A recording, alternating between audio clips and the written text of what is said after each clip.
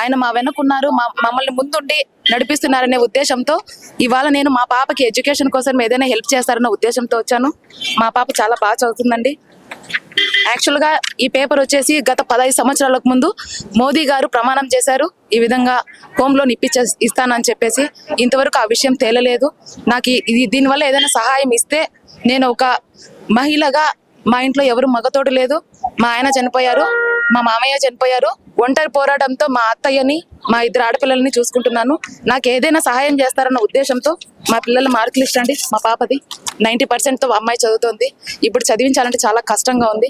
నాకు పవన్ ఏదైనా సహాయం చేస్తారన్న ఉద్దేశంతో, ఆ నమ్మకంతో బెంగళూరు నుంచి వచ్చాను. అవును సార్, చూపించడానికి వచ్చాను సార్.